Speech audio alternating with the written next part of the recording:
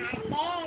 Yung pangarap, idalan tayo ng gamit para meron na tayong gamit. Tapos, magbigayan tayo. Kung wala siyang damit, edi mag-share sila. Pagkatapos, pag wala siyang kaninid, mag-share siya.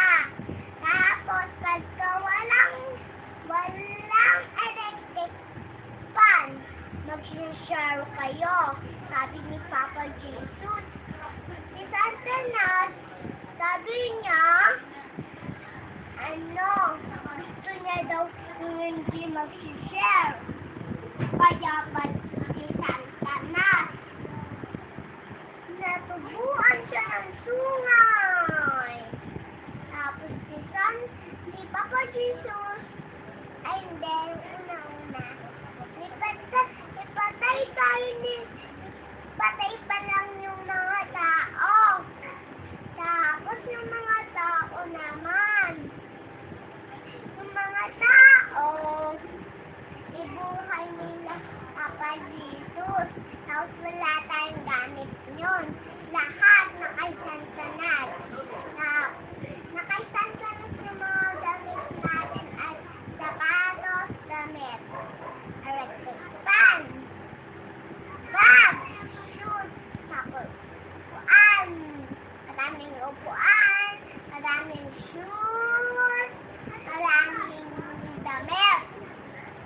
Yung bigay na sa atin yung maraming upuan at maraming sapatos.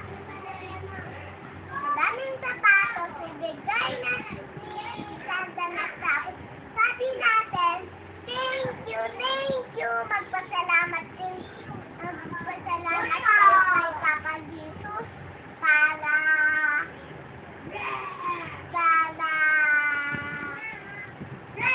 matupad yung pangarap niyo. Tapos, pag hindi kayo, sabi daw ni Papa Jesus, pag hindi kayo nagsalamat, pag hindi kayo nagpasalamat, hindi yung gagawain ni Papa. Kasi nasira buong bahay natin. Tapos Sino nagsira?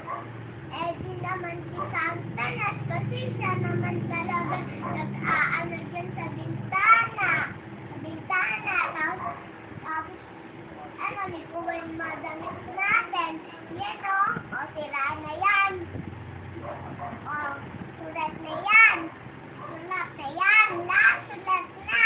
Yung kwarto ni Daddy. Tapos, yung kwarto, yung sa isang kwarto, sulat na talaga. Yan diba sulat? Sulat ang mga pader.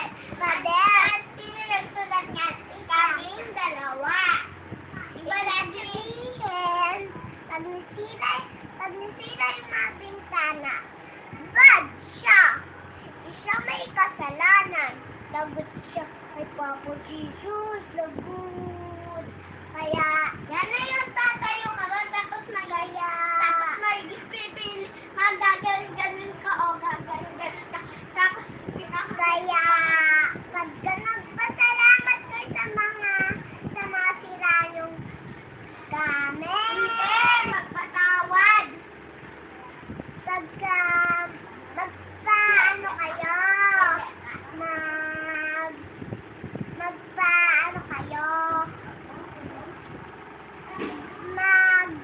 Magpasalamat kayo sa lahat na gamit na hindi sira yung gamit nyo. Kasi, tupad ng pangarap niyo kay Papa Jesus. Kaya nabigyan kayo ng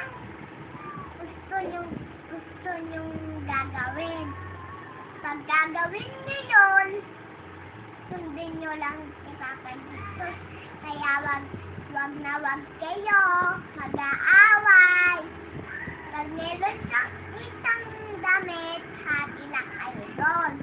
Huwag kayo mag-aagaw. Hindi mo magagento. Kasi walang ayun eh. Walang nyo. Akin ka! Walang ayun eh. Nagkati lang kayo.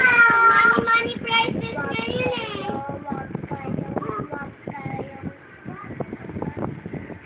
Huwag kayong magpasalamat kayo ah. Kaya mag-thank you kayo kay Papa Jesus. Si Papa Jesus naman magwe-welcome sa inyo. Nasusunod. Huwag na tayong mag-aaway. Huwag na din tayo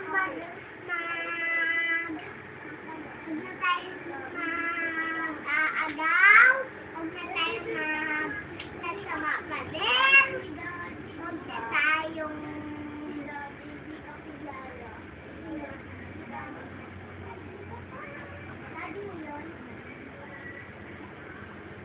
kaya magpasalamat kayo bukas na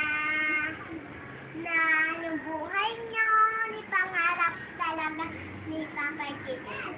Kaya magpa-thank you kayo pag hindi kayo nagpa-thank you. Sige, wala kayong pangarap. Pero sa susunod, wag na kayo magagalit, wag na kayo sisigaw. Hindi yung walking down. Sasabihin ganon. Tapos, huwag magmumura. Sasabihin ni Papa Jesus.